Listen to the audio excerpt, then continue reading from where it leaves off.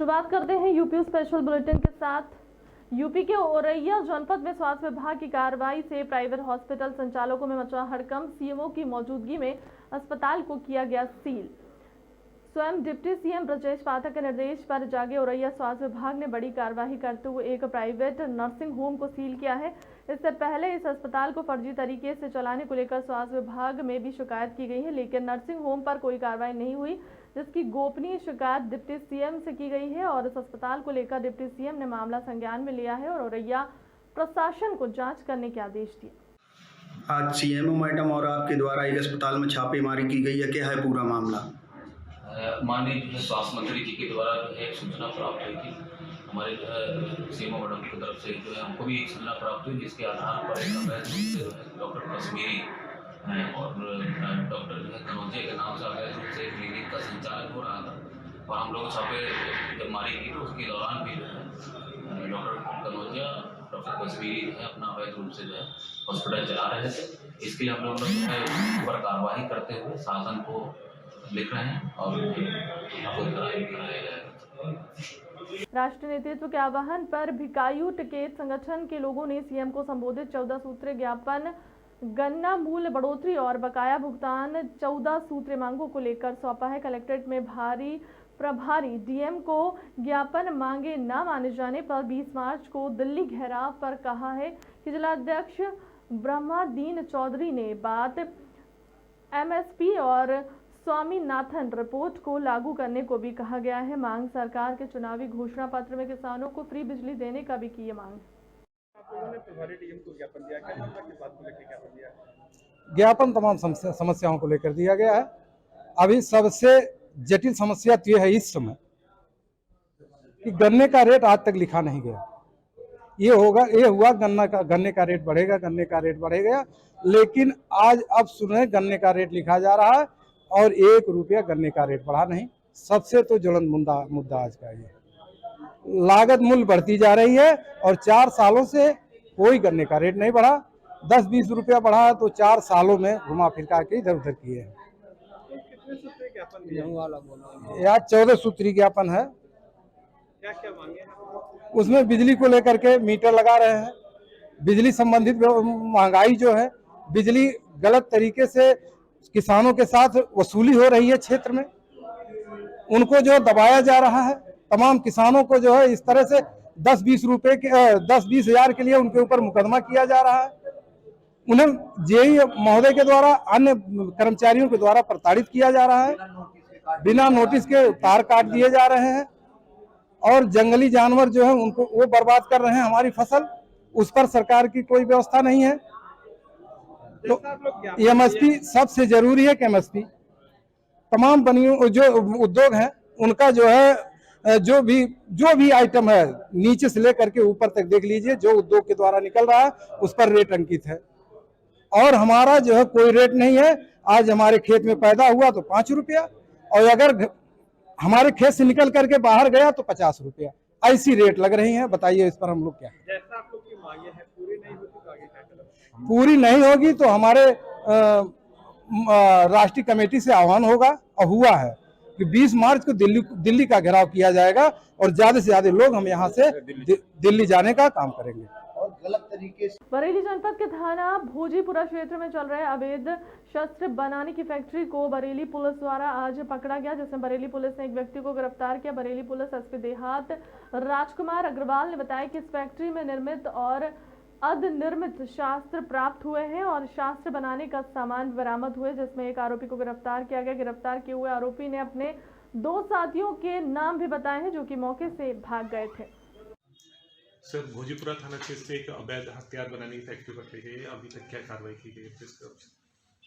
थाना क्षेत्र भोजीपुरा के ग्राम धौरा टांडा में उसके नज़दीक एक मुड़िया हाफिज गांव है, जिसमें खतीबुर रहमान नाम का एक व्यक्ति गिरफ्तार हुआ है और उसे एक असला फैक्ट्री बरामद हुई है। इसके पास से कुछ निर्मित और लगभग 1 दर्जन से अधिक अर्धनिर्मित शस्त्र बरामद हुए हैं।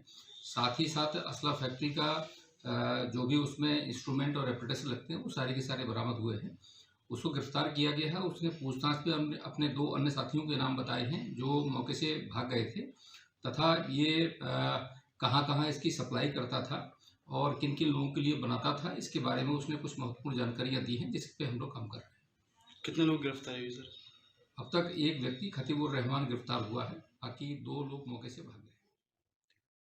नॉर्दर्न रेलवे मेंस यूनियन के तत्वाधान में आज एक दिवसीय धरना प्रदर्शन और आम सभा का आयोजन रेलवे स्टेशन सुल्तानपुर के प्लेटफॉर्म नंबर 1 पर किया गया। आयोजन का मकसद पुरानी पेंशन बहाली को लेकर था। रेलवे नॉर्दर्न सुल्तानपुर के शाखा प्रबंधक सुरेश चंद्र द्विवेदी ने बताया कि दिनांक 7 जनवरी को नई दिल्ली में मीटिंग हुई थी, जिसमें 37 फेडरेशन के मंत्री और अध्यक्ष शामिल हुए। एक संयुक्त मोर्चा बनाया गया था, जिसके संयोजक ऑल इंडिया रेलवे मुख्य फेडरेशन के महामंत्री शिव गोपाल मिश्रा हैं। उसी के अंतर्गत एक कार्यक्रम दिया गया। आज किन मांगों को लेकर आप प्रदर्शन में बैठे हो, क्या है मांगे आपकी? आज की मांग दिनांक 7 जनवरी को एक नई दिल्ली में मीटिंग हुई थी, जिसमें लगभग 37 फेडरेशन के जो है वो मंत्री और अध्यक्ष शामिल हुए थे। एक संयुक्त मोर्चा बनाया गया है, जिसके संयोजक all India railway men's federation के महामंत्री आदरणीय श्री गोपाल मिश्रा जी हैं। उसी के अंतर्गत एक कार्यक्रम दिया गया है, जिसमें 10 तारीख से 10 फरवरी से लेकर के और 20 फरवरी तक पुरानी पेंशन बहाली हेतु एक हस्ताक्षर अभियान चलाया गया था, जो कि पूरे हिंदुस्तान में चलाया जा रहा है। उसमें हम लोगों ने लगभग 8,200 कुछ लोगों के हस्ताक्षर कराए हैं। उसमें हमारे रेल के कर्मचारी थे, केंद्र सरकार के कर्मचारी थे, राज्य सरकार के कर्मचारी थे, शिक्षक थे, अखबार वाले थे, टीवी वाले थे, दूध वाले थे। समाज के सभी वर्गों के बीच में हम लोगों ने जाने का काम किया और सरकार को ये जताने का काम किया कि हम अपनी इस पुरानी पेंशन की मांग की लड़ाई को लेकर के आम जनता के बीच में जाएंगे और सरकार के विरुद्ध आंदोलन को और तेज करेंगे। इसी जो है क्रम में 21 तारीख को आज सभी जो है शाखा मुख्यालयों पर धरना प्रदर्शन एवं आम सभा का आयोजन किया गया है। अगले महीने की 21 मार्च को जिलाधिकारी कार्यालय पर, जिसमें रेलवे और केंद्र सारे राज्य सरकार के कर्मचारी प्लस शिक्षक भी शामिल रहेंगे, जिलाधिकारी कार्यालय के ऊपर हम लोग धरना प्रदर्शन का काम करेंगे। हम लोगों की एक श्रृंखला है और ये पुरानी पेंशन बहाली के साथ ही समाप्त होगा, नहीं तो संसद के मानसून सत्र में हम लोग संसद को घेरने का काम करेंगे। अगर आपकी मांगे नहीं पूरी होती तो आप क्या करते हैं और किसके खिलाफ आप धरने प्रदर्शन में बैठे हुए हैं? ये हम लोग केंद्र सरकार के खिलाफ धरना प्रदर्शन में जो है यहाँ पर उतरे हुए हैं, क्योंकि नई पेंशन स्कीम संसद से पास हुई है और अगर पुरानी पेंशन स्कीम आएगी तो संसद ही उसको लागू करेगी।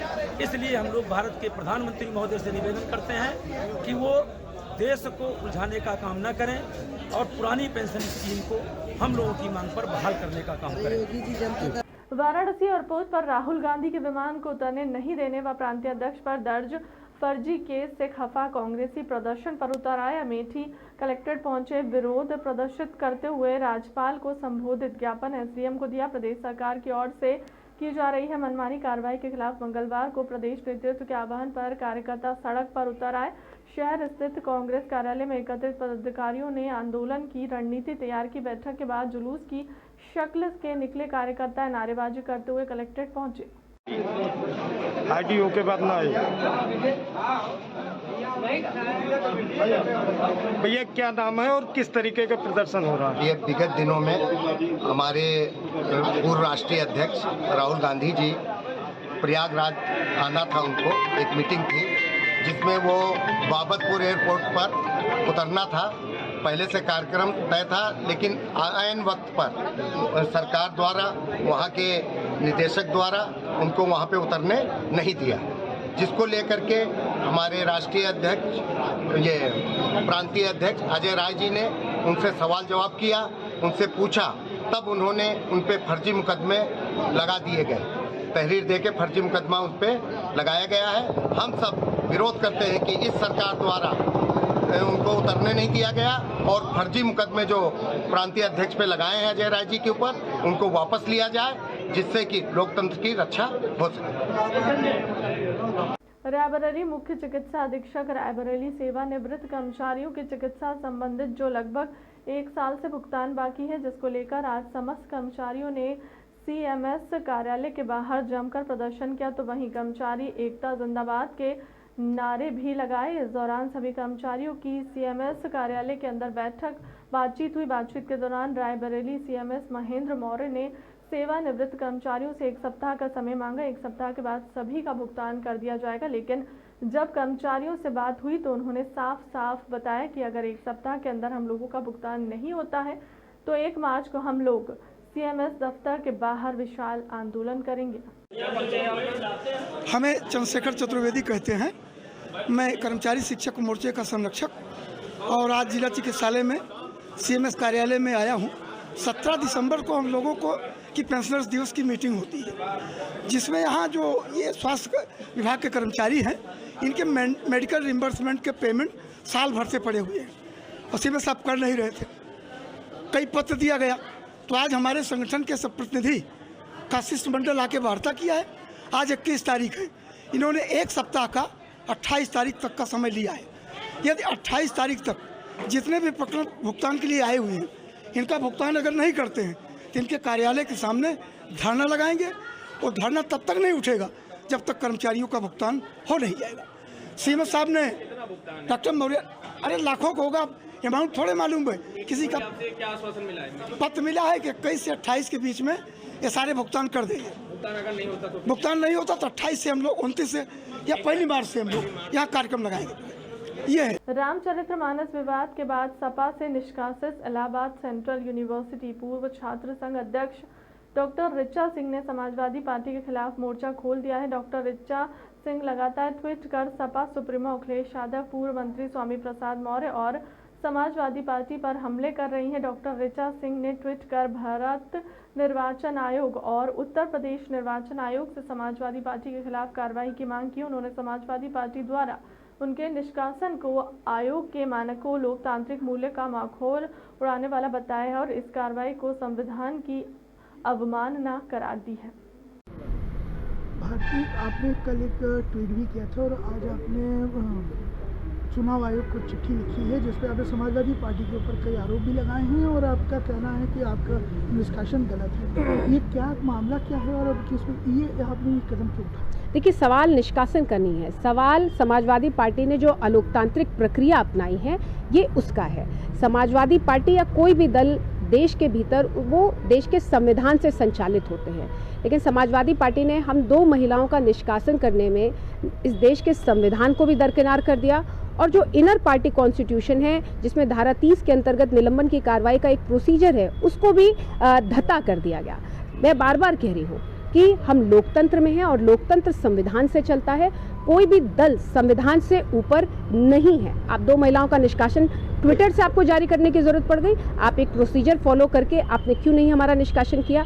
क्योंकि समाजवादी पार्टी में नैतिक बल खत्म हो चुका है और समाजवादी पार्टी में जिस तरीके से 2 महिलाओं को निशाना बनाया गया और अनकॉन्स्टिट्यूशनल तरीके से बनाया गया, कानून को ताक पे रखकर बनाया गया, मैंने इसके खिलाफ आज चुनाव आयोग में शिकायत की है कि मुझे ना तो कोई नोटिस दी गई, ना मेरा पक्ष जानने की कोशिश की गई और ना ही मुझसे कोई जवाब मांगा गया। इसके चलते आज मैंने चुनाव आयोग में शिकायत की है। बात अगर करें तो शिवपाल जी ने कल एक ट्वीट भी किया है और उन्होंने एक आदेश भी पारित किया है कि धार्मिक किसी प्रकार की धार्मिक भावनाओं को ठेस पहुंचाने वाले बयान ना दिए जाए। उसके बावजूद लगातार इस तरह के बयान स्वामी प्रसाद मौर्य द्वारा किए जा रहे हैं, इस पर आपने आपेक्ष भी किया था और ये क्या इस पर आप क्या कहें? देखिए, मेरा स्पष्ट रूप से ये कहना है कि ये सवाल मेरा समाजवादी पार्टी से भी था, अखिलेश यादव जी से भी था कि क्या अनुशासन का पाठ वो स्वामी प्रसाद मौर्य को पढ़ा पाएंगे?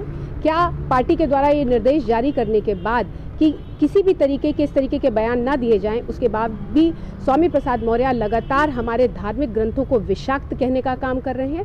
तो इस तरीके की अनुशासनहीनता पर क्या रोक लगाने का समाजवादी पार्टी के पास नैतिक बल है? और अगर नैतिक बल है तो समाजवादी पार्टी को इस अनुशासनहीनता के खिलाफ कड़ी कार्रवाई करनी चाहिए। 2024 का चुनाव सर पर है और अब पार्टी अपने आप में मंथन करना शुरू कर चुकी है, तो क्या ये बयान कहीं ना कहीं पार्टी को क्षति पहुंचाएगा? देखिए, इसका जवाब तो समाजवादी पार्टी से मांगा जाना चाहिए। मेरा ये स्पष्ट मानना है कि लोकतंत्र में जन भावनाओं का ख्याल रखा जाना चाहिए और जनता की भावनाओं को आहत करने वाले किसी भी बयान से बचना चाहिए। अगर बात करें आपकी, तो आपने अपने ट्वीट में स्वामी प्रसाद मौर्य को पार्टी के लिए भस्मासुर की बात कही थी, तो क्या आप मानती हैं कि वो एक तरीके से भस्मासुर ही है इस समय पार्टी के लिए? देखिए, वो जिस तरीके से पार्टी की और हम समाजवादी पार्टी के आदर्श डॉक्टर लोहिया जी की विचारधारा को लगातार नुकसान पहुंचा रहे हैं, उससे स्पष्ट कहा जा सकता है कि वो पार्टी के लिए बहुत ही विषाक्त साबित हो रहे हैं। बात करें कांग्रेस की, तो कांग्रेस की जो रैलियों के और उनकी जो लहर एक निकली है, उस लहर की वजह से कहीं न कहीं अन्य पार्टियों की छवियों में काफ़ी बदलाव आने शुरू हो गए हैं। तो क्या लगता है कि आगामी चुनाव में समाजवादी पार्टी की भी छवि कुछ इसी तरीके से तैयार होने के आसार हैं? देखिए, मुझे लगता है कि किसी भी दल को लोकतंत्र में राष्ट्र की भावनाओं को, जनता की भावनाओं को ध्यान में रखना चाहिए, क्योंकि उसे जनता के बीच में जाना है और जो भी जन भावनाओं का ध्यान नहीं रखेगा उसे जनता के रिएक्शन का परिणाम भुगतना पड़ेगा। संगम नगरी प्रयागराज में भारतीय किसान यूनियन से जुड़े तमाम सदस्यों ने आज ट्रैक्टर मार्च निकालकर प्रदर्शन किया। किसान यूनियन के सदस्य ट्रैक्टर व दूसरे वाहनों पर सवार होकर सिविल लाइन स्थित धरना स्थल पहुंचे और वहां प्रदर्शन, नारेबाजी व जनसभा की। इस दौरान किसान यूनियन के सदस्यों ने अपना विरोध जताते हुए हंगामा किया। प्रदर्शनकारी किसान यहां से कमिश्नर ऑफिस तक पैदल मार्च करना चाह रहे थे, लेकिन पुलिस ने उन्हें समझा बुझाकर वहीं रोक दिया। किसान धरना स्थल पर ही नारेबाजी करते हुए प्रदर्शन कर रहे हैं। इस दौरान प्रदर्शनकारी किसानों के पुलिसकर्मियों के साथ हल्की नोकझोंक भी हुई। ये बताइए, आज आप लोग यहाँ पर मोर्चा खोला, क्या मांगे, किन मुद्दों को लेकर आप लोग यहाँ प्रदर्शन कर रहे हैं? मुद्दा स्पष्ट है कि बात किसान के सम्मान की है। लोगों ने टिकैत साहब के लिए अपमानजनक शब्द निकाले हैं। जब तक उनके खिलाफ कार्रवाई नहीं होगी, मुकदमे दर्ज नहीं होंगे, वो गिरफ्तार कर जेल नहीं भेजे जाएंगे, किसान के न्याय की लड़ाई नहीं होगी, जब तक उनका सम्मान नहीं बचेगा तब तक ये लड़ाई ऐसे ही जारी रहेगी। आपका ये रास्ता रोका जा रहा है, यहाँ से आपको रोकने की प्लानिंग है? रोकने का नहीं, प्रशासन पूरा सहयोग कर रहा है और वो व्यवस्था हमारे साथ, हम भी उनके साथ बना रहे हैं। कोई बिगाड़ने का काम करेगा तो ये बर्दाश्त नहीं किया जाएगा। पार्किंग प्रशासन इधर बना रखा है, पार्किंग इधर रहेगा, हम लोग के धरना। अपनी आईडी आज हम लोगों ने अपनी आईडी प्रशासन के सामने किसान और महिला जिनको अपमानित किया गया, उनके सम्मान के लिए हम लोग लेकर के यहाँ पे आए हैं। और जो भी किसान के सम्मान से संबंधित चीजें हैं, वो डिमांड पूरी होने के बाद ही किसान यहाँ जाएगा। प्रशासन के हाथ में है, प्रशासन से 4 घंटे में हम लोग प्रॉब्लम हल करके हम लोग को घर भेजते या 40 दिन यहाँ बैठा करके हल करते। रैली में कितने ट्रैक्टर और कितने किसान हैं? कोई गिनती नहीं होती ट्रैक्टर को गिन के नहीं आता रैली में, आप खुद गिन लो, सब पूरा एक लंबा हुजूम है, कोई गिन के नहीं आता। राहुल गांधी के विमान लैंडिंग मामले में प्रांतीय अध्यक्ष अजय राय के खिलाफ दर्ज मुकदमे के विरोध में संगम नगरी प्रयागराज के कांग्रेस कार्यकर्ताओं ने आज सड़कों पर उतरकर प्रदर्शन किया। कांग्रेस कार्यकर्ताओं ने इस मौके पर प्रदेश सरकार और पुलिस प्रशासन के खिलाफ जमकर नारेबाजी की और अजय राय के खिलाफ दर्ज मुकदमे को वापस लिए जाने की मांग की। कांग्रेस कार्यकर्ताओं का कहना है कि अजय राय के खिलाफ मुकदमा सिर्फ सियासी दबाव बनाने के लिए दर्ज किया। क्या मांगे, किन मुद्दों को लेकर आप लोग यहाँ पर इकट्ठा हुए हैं, क्या कहिएगा?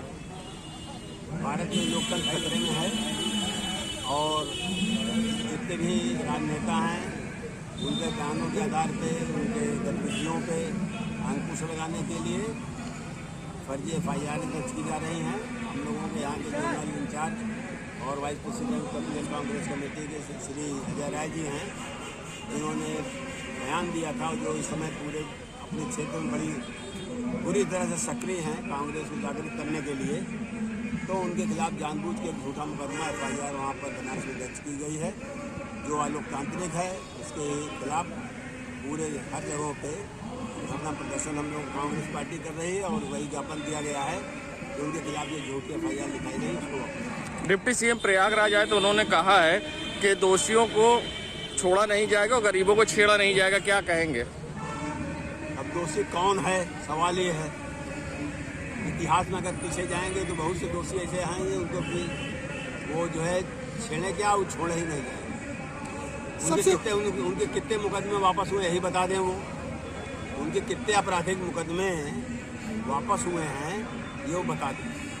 अनुप्रिया पटेल ने एक बड़ा अपेक्ष करते हुए कहा है कि विपक्ष में कोई एकजुटता नहीं है और 2024 का इलेक्शन पूरी तरीके से एक बार फिर एक ही तरफ का होगा। इस पे आप क्या कहेंगे? इस इलेक्शन में अनुप्रिया पटेल कहाँ रहेंगी?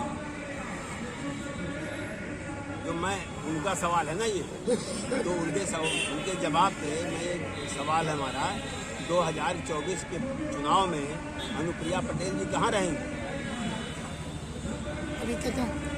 अमित शाह ने एक बात कही है, साउथ में उन्होंने एक कार्यक्रम के दौरान उन्होंने कहा कि अगले चुनाव में कांग्रेस पूरी तरीके से नक्शे से गायब हो जाएगा। हाँ, ये सही बात उन्होंने कहा है, क्योंकि अब वो खुद नक्शे से गायब होने वाले हैं। और दक्षिण भारत में कहा है उन्होंने, जहाँ उनका नक्शे में कहीं नाम ही नहीं है, पहली बात। और दूसरी बात, अमित शाह जी बंगाल में भी इसी तरह वहाँ गायब कर रहे थे और खुद गायब हो गए। लखनऊ थाना बख्शी तालाब क्षेत्र के अंतर्गत आने वाले एसआर इंजीनियरिंग कॉलेज में शाम 8:30 पर एक छात्रा जिसका नाम प्रिया राठौर है, पिता जसराम राठौर निवासी जालौन की, उन्होंने अपनी पुत्री को इंजीनियरिंग पढ़ने के लिए एसआर कॉलेज में दाखिला दिलाया था। वह इसी कॉलेज के हॉस्टल में रहकर पढ़ाई कर रही थी, लेकिन 20 तारीख को शाम को लगभग 8:30 अपने हॉस्टल की 5वीं मंजिल से गिर गई, जिससे उसकी मौत हो गई। कॉलेज के प्रबंधन ने मृतक प्रिया राठौर को राम सागर मिश्रा सोसैया अस्पताल सड़ा मऊ के अस्पताल में भर्ती कराया गया, जहां डॉक्टर ने छात्रा को मृत घोषित कर दिया। इसके अलावा हमारे पास जो मोबाइल था जिससे प्रिया की चैट हुई थी, वो मोबाइल उनके फादर का था और वो फादर का मोबाइल हम लोगों ने कब्जे में लेकर के उसको भी हम लोगों ने फॉरेंसिक साइंस लैबोरेटरी को भेजा है और उसकी रिपोर्ट अभी आना बाकी है। अभी तक की जो हमारी जो इन्वेस्टिगेशंस है, जो हम लोगों ने जो टेक्निकल एविडेंसेस और अदर साइंटिफिक एविडेंसेस और मेडिकल एविडेंसेस जो हम लोगों ने अभी तक कलेक्ट किए हैं और जो लोगों के स्वतंत्र साक्षियों के और जो चश्मदीद साक्षी थे उनके जो बयान हम लोगों ने अभी तक दर्ज किए हैं, इन सभी चीज़ों के अवलोकनोपरांत अभी तक की विवेचना में कोई ऐसी चीज नहीं आई है जिससे कि कोई अपराध की पुष्टि हो, किसी द्वारा कोई मैलाफोर्ड इंटेंशन से ही अपराध कारित होना पाया जाए। जो अभी तक की इन्वेस्टिगेशन है, आगे की इन्वेस्टिगेशन हमारी इन्हीं जो साइंटिफिक एविडेंसेस है उसी के आधार पर हम विवेचना प्रचलित रखे हैं। अभी जो रिपोर्ट्स आना बाकी है उसको रिपोर्ट का भी अवलोकन करेंगे और उसके बाद फिर किसी निष्कर्ष पर पहुंचा जाए। पिता के भी इसमें कई आरोप थे कि विवेचना में जो है जिस तरह की विवेचना हो रही है, जो पवन सिंह उनके द्वारा जो दबाव बनाया जा रहा है, उसका ये ऐसे आरोप लगे थे कि जो इन्वेस्टिगेटर वाले पार्ट है, जैसे कि कमरे में उसका जो है सामान रखा हुआ वो भी रखा हुआ था, लेकिन जो सीन 2 बार दोहराएगी क्राइम सीन, उसमें भी बताया गया बेड कमी रखी गई। देखिए, शुरुआती दौर से ही जो वादी पक्ष थे इनसे सारी चीजें शेयर किया गया है। इनफैक्ट मैं बताऊं, जब ये सीन रिक्रिएशन हुआ उस समय भी वो जो मृतका के पिता हैं वहाँ पर मौजूद थे और उनके सामने ही सारी चीज़ें, सारे प्रोसीजर उनके सामने किए गए। जो भी एविडेंसेस कलेक्ट किए गए हैं उनकी जानकारी में थे। जब ये रिपोर्ट आई, सबसे पहले ये रिपोर्ट उनके साथ साझा किया गया है। कोई भी चीज़ ऐसी नहीं है जो उनके साथ साझा नहीं किया गया है। जो इन्वेस्टिगेशन है वो ओपन और ट्रांसपेरेंट वे में उनके साथ साझा करके ही आगे बढ़ाई जा रही है। और जैसा मैंने कहा है कि जो मेडिको लीगल जो एक्सपर्ट्स हैं उनका एक प्रोसीजर होता है और वो प्रोसीजर के तहत वो सीन रिक्रिएशन करते हैं। उसमें मैं कॉम्पिटेंट अथॉरिटी नहीं हूँ ये बताने के लिए कि उन्होंने जो उनका जो प्रोसीजर था वो सही है गलत है। वो उस चीज़ के लिए सर्टिफाइड है और उन्होंने अपना काम किया और उन्होंने अपनी रिपोर्ट जो है वो पुलिस को दी। आरोप लगाया हुआ है वार्डन पे कि उन्होंने जो फोन करके उनसे झूठ बोला, हालांकि जब वो मतलब छात्रा वहाँ पहुँच गई थी और वहाँ उसकी पहली मृत्यु हुई थी, उसके बाद इन्होंने झूठ बोला। ऐसा क्या वजह रही कि वो झूठ बोल रही थी? जी हाँ, डिटेल में जब बातचीत हुई सभी लोगों के बयान अंकित किए गए, तो ये पता चला कि कोई भी इस पूरी जब ये घटना हुई है उस समय किसी ने इस घटना को होते हुए नहीं देखा था। वार्डन थी, वो उस समय मेस में थी और जिस समय ये घटना हुई उस समय 2 छात्राएं थी जो उसी एसआर कॉलेज की थी, एक फर्स्ट ईयर की और 3rd ईयर की। उन्होंने फ़ोन करके वार्डन को बुलाया है। जब वार्डन वहाँ पहुंची है तो वार्डन ने देखा कि जो मृतका है वहाँ पर अनकॉन्शियस स्टेट में है, बिकॉज उस टाइम तक ये कंफर्म कर पाना असंभव था कि वो जीवित है, उसकी मृत्यु हो चुकी है। वार्डन का फर्स्ट रिएक्शन ये था कि पहले इनको हॉस्पिटल, और जो भी वहाँ पर लोग थे, काफ़ी सारे लोग वहाँ पर इकट्ठे हो गए थे, और फर्स्ट रिस्पॉन्स ये था कि बच्ची को जो है वो उपचार हेतु जो है वो हॉस्पिटल ले जाएंगे, जो कि उन लोगों ने वहाँ पर उस समय किया गया। हॉस्पिटल ले गया और ले जाया गया और वहाँ पर फिर डॉक्टर्स ने जो है उसको डेड डिक्लेयर किया और जिसकी सूचना फिर बाद में परिवारजन को दी गई। शुरू में जो सूचना दिया गया वो ये दिया गया था कि गिरने से ये मृत्यु कारित हुई है, चलते चलते ये गिर गई, मृत्यु कारित हुई है बिकॉज किसी ने भी उस घटना को होते हुए नहीं देखा था और जो भी सूचना मिली थी वार्डन को वो एक सेकंड पर्सन के थ्रू मिली थी। वार्डन वहां पर मौके पर नहीं थी। जब इन्वेस्टिगेशन हुआ तो ये बात की पुष्टि नहीं हुई और क्योंकि वहां पर मौके पर ब्लड पूलिंग नहीं हुई थी, इसकी वजह से ये कह पाना उस समय संभव नहीं हो पा रहा था कि किसी ऊंचाई से जो है ये गिरी। सर सवाल ये है कि जिस तरीके से वहाँ पे बच्चों ने बताया कि ये गिरी है, वार्डन ने पुलिस इन्वेस्टिगेट जब शुरू हुई, जब उससे पूछताछ की तब उसने बात खोली, तो पहले क्यों गुमराह करती रही? जैसा कि मैंने आपको बताया है कि ये चीज क्रॉस एग्जामिनेशन में हम लोगों ने ये प्रश्न उठा और उनका यही कहना था कि क्योंकि मैंने वही बताया जो वहाँ की जो लड़कियां थी उन्होंने बताया, क्योंकि मैं वहाँ पर नहीं थी, जो वार्डन थी वो वहाँ पर नहीं थी। और ये चीज कई लोगों ने इस बात की पुष्टि किया कि वार्डन मेस में थी, क्योंकि ओवरऑल उनकी जिम्मेदारी होती है कि सभी बच्चों को समय से जो है वो खाना प्रोवाइड कराना। तो उस समय जब तक वो लास्ट बच्चा वहां से नहीं निकल जाता तब तक वो मेस से नहीं निकल सकती है। जब ये शोर शराबा हुआ, जब फोन करके बुलाया गया तब उस समय आई हैं और जो फोन करके जो लड़कियों ने उनको बताया उस आधार पर उन्होंने उस समय अपने बयान दिए और बाद में जब पोस्टमार्टम हुआ तो उससे स्थिति उससे स्पष्ट हुई। सर पुलिस सोशल मीडिया का जो सहारा ले रही थी, इंस्टाग्राम की बात की जा रही थी, तो उससे पुलिस को क्या कुछ सहायता मिली? क्या कुछ हमारे पास जो मृतका ने जो बातें किया है वो भी हमारे पास अवेलेबल है। इनके फादर के मोबाइल से उसने बात किया था, वो भी हमारे पास मोबाइल भी हमारे कब्जे में है और इसको फोरेंसिक जांच के लिए भेजा गया। उसका पूरा अकाउंट डिटेल किन किन से बात किया, कब कब बात किया, जो हमारे पास जो चैट्स अवेलेबल है, जो हमारे पास एविडेंस है, उसमें किसी भी तरह का कोई फाउल प्ले नहीं लग रहा है। जैसे नॉर्मल फ्रेंड्स बातचीत करते हैं उस तरह की बातचीत है और इस तरह किसी के ऊपर भी ऐसा आरोप प्रत्यारोप उसमें नहीं लगाया गया है। सर पोस्टमार्टम रिपोर्ट में भी सर खींचने की बात आ जाएगी कि उसके पीछे बैक साइड में नहीं, जैसा मैंने बताया है कि पूरब के ऑक्सफोर्ड कहे जाने वाले इलाहाबाद विश्वविद्यालय के छात्र सभा के मांगों को लेकर आज एनएसयूआई के तत्वाधान में विश्वविद्यालय के छात्र संघ भवन कैंपस में एक छात्र सम्मेलन का आयोजन किया गया। छात्र सम्मेलन में दिल्ली, लखनऊ सहित कई विश्वविद्यालयों के छात्र पहुंचे और उन्होंने विश्वविद्यालय के मैन कैंपस में चल रही अराजकता, कैंटीन और छात्र भवन के निर्माण, छात्र संघ की बहाली सहित छात्रों के कई मांगों पर एकमत सहमति जताते हुए मंच से हुंकार भरी। सम्मेलन कर रहे हैं, इसके पीछे क्या मकसद है, क्या कहिएगा? देखिए, इलाहाबाद विश्वविद्यालय में छात्रों की वृद्धि की गई है। यहाँ छात्र संघ बैन, यहाँ 24/7 लाइब्रेरी है, कैंटीन नहीं है, यहाँ पानी की समस्या है, मूलभूत समस्याओं को टोटा है। आज हम इन समस्याओं के खिलाफ और जो हमारी आवाज़ जिन्होंने लोकसभा और राज्यसभा में उठाया उन सांसदों को सम्मानित करने के लिए आज हमने राष्ट्रीय छात्र सम्मेलन आयोजन किया है। और हमारे सम्मेलन का उद्देश्य ये है कि इलाहाबाद विश्वविद्यालय में लोकतंत्र की बहाली हो, लोकतंत्र की नर्सरी बहाल हो और यहाँ फीस वृद्धि जो की गई है, जो मनमाना तरीका है विश्वविद्यालय रवैया अपना रहा है, छात्रों को मुकदमा लाद रहा है, वो अपनी आदतों से बाहर जाए, विश्वविद्यालय छात्रों की आवाज को सुना जाए, विश्वविद्यालय छात्रों की मांग को सुना जाए। कहाँ से छात्र? आपको बताऊं कि इलाहाबाद विश्वविद्यालय में आज राष्ट्रीय छात्र दिल्ली से छात्र आए हैं, राजस्थान से लोग आए हैं, राज्यसभा के सांसद MP से आए हैं, असम से हमारे लोकसभा के सांसद आए हैं और यहाँ इलाहाबाद के काशी कॉलेज हो चाहे विश्वविद्यालय हो, सभी जगह छात्रों को बुलाया, छात्र प्रतिनिधियों को बुलाया।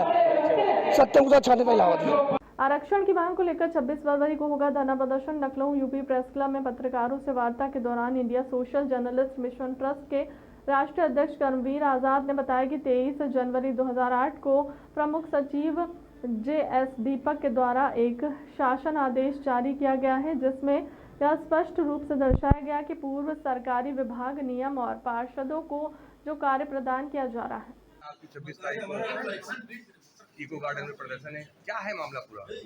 एक्चुअली ऐसा है कि उत्तर प्रदेश में 23 जनवरी 2008 को प्रमुख सचिव JS दीपक जी द्वारा जो है एक शासन आदेश दिया गया था, जिसमें यह दिया गया था कि पूर्व में जो सरकारी विभागों, निगमों तथा परिषदों में जो कार्य स्वयं विभाग द्वारा कराया जा रहा था, अब उससे जो वह कार्य आउटसोर्सिंग और संविदा के माध्यम से कराए जाएंगे, उससे उत्पन्न होने वाले कुल रोजगारों का 21% SC के लिए तथा 2% ST के लिए और 27% OBC के लिए निर्धारित किया गया था।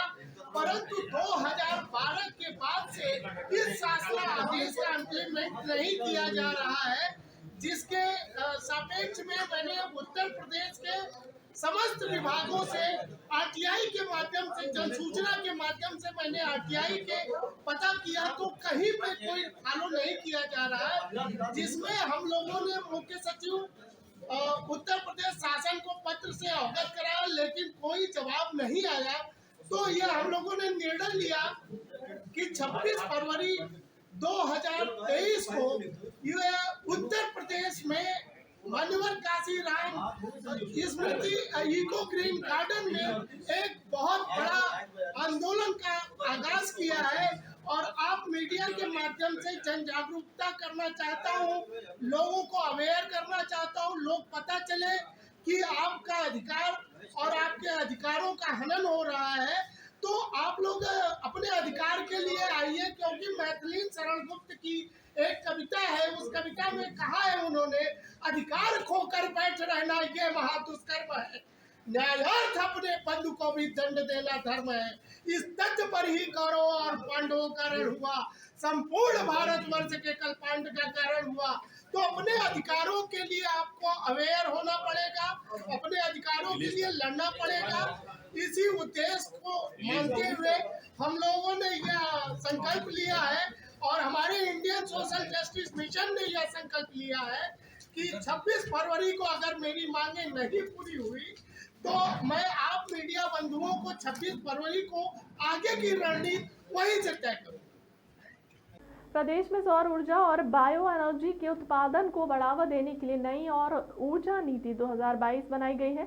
सौर ऊर्जा के उत्पादन को बढ़ाने और इसके माध्यम से युवाओं को रोजगार देने के प्रयास किए जा रहे हैं।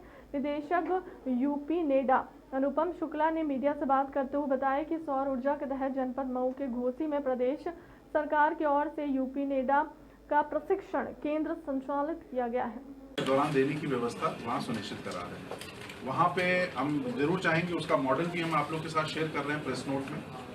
हम जरूर चाहेंगे कि आप लोग अप्रैल के फर्स्ट वीक में उस जो बदले हुए इन्वायरमेंट को महसूस करें और वहाँ जाके विजिट करें और वहाँ के जो भी हम लोगों ने चेंजेस किए हैं उस ट्रेनिंग सेंटर में, उसको स्वयं उसको विटनेस करके उसको देखें।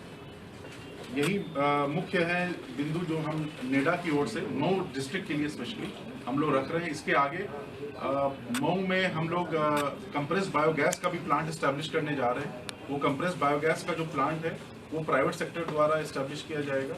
वो भी कार्रवाई हमारी जो जैव ऊर्जा नीति 2022 है उसके अंतर्गत हम लोग उसको आगे बढ़ाएंगे। धन्यवाद। सिंह योजना है, उसके अंतर्गत हम लोग 15,000 लाइट पूरे उत्तर प्रदेश भर में सोलर लाइट लगा रहे हैं। उन 15,000 लाइटों में से वित्तीय वर्ष 22-23 में लगभग 10,500 से 11,000 लाइटें लग चुकी हैं। बाकी की 4,000 लाइटें जो हैं वो हम लोग मार्च से पहले कंप्लीट करा देंगे। सोलर ऊर्जा प्लांट पे सब्सिडी की स्कीम आज के समय भी लागू है। उत्तर प्रदेश सरकार 30,000 रुपए अप टू 2 किलोवाट और भारत सरकार 94,000 रुपए अप टू 10 किलोवाट की सब्सिडी। लेकिन आपके उपकेंद्रों पे जब जाया जाता है उनसे बोला जाता है कि सोलर ऊर्जा प्लांट का हमें स्कीम लेनी है जिसमें हमें सब्सिडी मिल जाए तो अपने घर पे लगवा सकूं, तो आप बोलते हैं कि अभी ये बंद हो गई, अभी स्कीम चालू नहीं है। जो आज की जो व्यवस्था है, पहले जो व्यवस्था थी वो ऑफलाइन व्यवस्था थी, आज हम लोगों ने ऑनलाइन व्यवस्था कर ली है। नेशनल रूफटॉप पोर्टल नाम की एक वेबसाइट है, उस वेबसाइट पे आप ऑनलाइन आवेदन करेंगे और पूरा प्रोसेस ऑनलाइन आपको संचालित होगा। रूफटॉप लगाने से लेके वेंडर का चयन से लेके सब्सिडी भी सीधे डीबीटी डायरेक्ट बेनिफिट ट्रांसफर से सीधे आपके खाते में आएगी। आपको पता है कि डोमेस्टिक क्षेत्र में LMV1 कंज्यूमर के लिए रूफटॉप में नेट मीटरिंग की व्यवस्था है। नेट मीटरिंग की व्यवस्था के अंतर्गत पावर कॉर्पोरेशन जो है वो एक्सेस बिजली जो वो लोग ग्रिड को देते हैं उसका भुगतान करता है। कहीं लखनऊ किसी हुआ है, किसी उपभोक्ता ये डेटा आपको पावर कॉर्पोरेशन उसका नाम जान ले। ये एक बार आपको पावर कॉर्पोरेशन से डेटा सर जो सोलर ऊर्जा अगर 2 किलोवाट का अगर कोई कनेक्शन लेता है तो लगभग 1 लाख से 1.25 लाख का खर्चा आएगा। और उसमें अगर हम लोग उत्तर प्रदेश सरकार की सब्सिडी देखें तो 30,000 रुपए, भारत सरकार की सब्सिडी देखें तो वो भी लगभग 30,000 रुपए, तो 60,000 रुपए की सब्सिडी हो जाएगी। 1.25 लाख में 60,000 की छूट मिलेगी। बुलेटिन में फिलहाल इतना ही। ताज़ा तरीन खबरों के लिए देखते रहिए DD समाचार। तब तक के लिए हमें दीजिए इजाजत। नमस्कार। अशोक गहलोत के 1 साल प्रदेश का हाल, क्या प्रदेश